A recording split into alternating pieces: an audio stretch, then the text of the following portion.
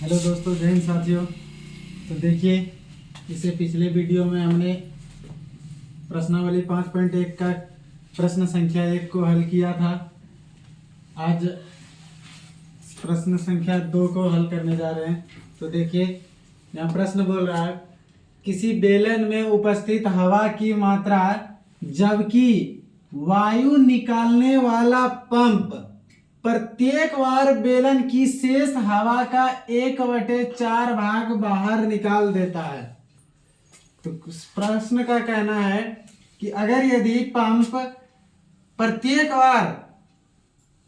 एक बार में 1/4 भाग हवा बाहर निकाल देता है, तो ऐसी स्थिति में बताइए कि यह जो सूची होगी, क्या यह एपी होगी या नहीं।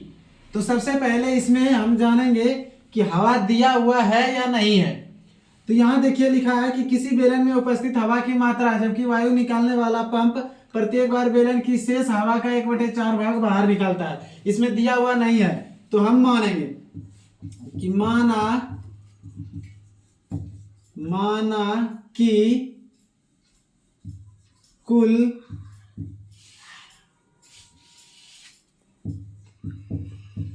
बेलन में हवा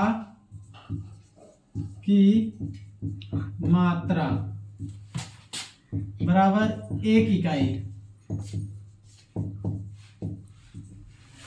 हम मान लिए कि बेलन में कुल 1 इकाई हवा भरा हुआ है। अब बोल रहा है प्रश्न कि शेष का 1/4 भाग बाहर निकालता है। तो अब चलते हैं। देखिए, पहली स्थिति में 1/1 इकाई हवा है इसमें। अब अगर यदि पहली बार पंप निकालता है, पहली बार पंप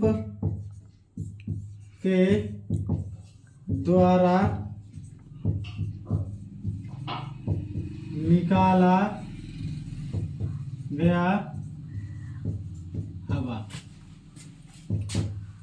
तो एक का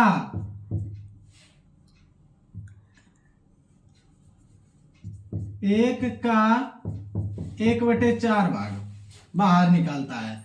तो 1 माइनस 1 गुना 1/4।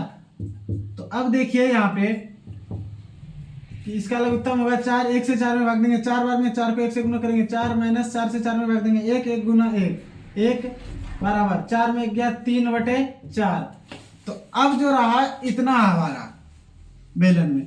अब दूसरी बार जो निकालेगी, दूसरी बार पंप के द्वारा निकाला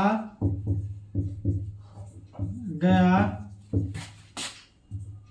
हवा, तो देखिए यहां पर बोला है कि शेष हवा का 1/4, यानी कि अब जो बचा, इतना जो बचा इसका 1/4, यानी कि 3/4 माइनस 3/4 का 1/4, यानी कि 3/4 माइनस 3/4 गुना 4, 4 चौके 16। तो अब अगर यदि इसका हम एलसीएम लें तो 16, 4 से 16 में भाग देंगे 4 बार में, 4 गुना 3, 4 तिया 12 माइनस 16 से 16 में भाग देंगे 1 1 गुना 3 3। तो 16 में 12 में 3 गया 9/16। अब इतना। अब और आगे अगर निकालें तो तीसरी बार पंप के द्वारा निकाला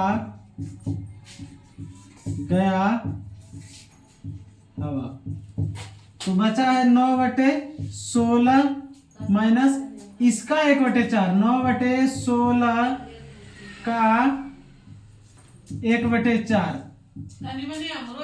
तो 9/16 माइनस 9 का 9/16 चौके 64।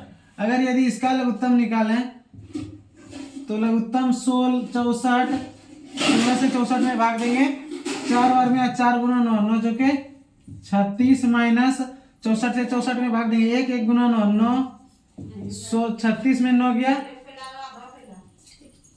27/64, इतना बचा।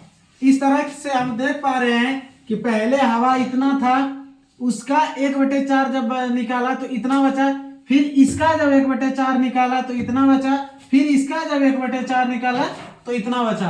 अब इस तरीके से मेरा एपी बन गया 1 पहले 1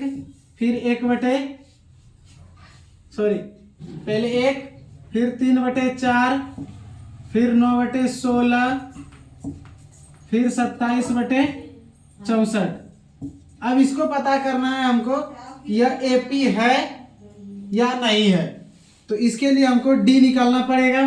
चलिए अब डी निकाल के देखते हैं।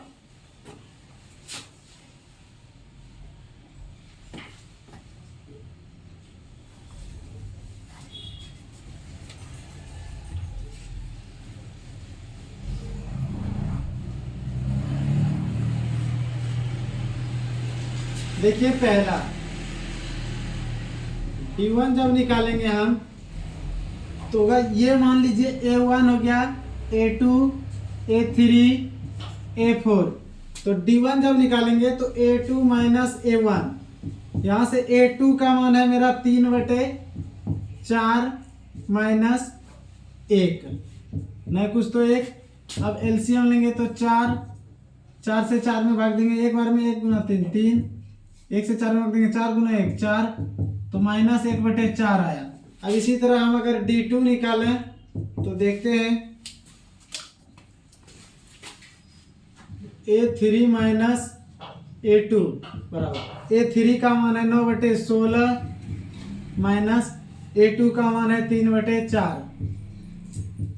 अब यहाँ से देखिए 16 से 16 मांगेंगे 9 माइनस 4 चौके 16, 4 गुना 3 4 × 12, इसका मान आया माइनस 3/16।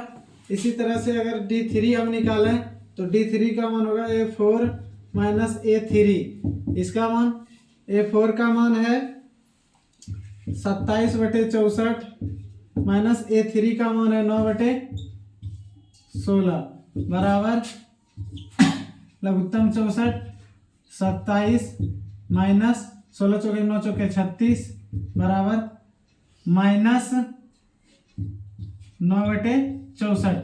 इस तरीके से हम देख पा रहे हैं कि इसका जो D1 D2 D3 निकला है ये बराबर नहीं है। तो हम कह सकते हैं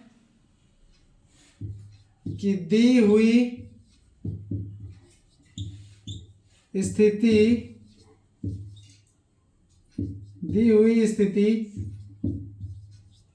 एक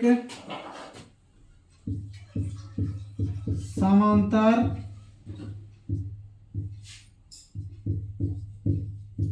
श्रेणी यानी कि एपी नहीं है,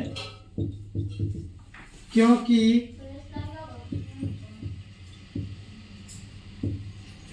इसका सार्व अंतर बराबर नहीं है।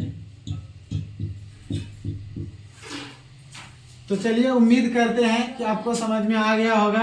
अगर यदि कहीं भी किसी भी प्रकार का समस्या हो तो आप कमेंट बॉक्स में बता सकते हैं कमेंट करके। चलिए मिलते हैं नेक्स्ट वीडियो में अगले सवाल के साथ।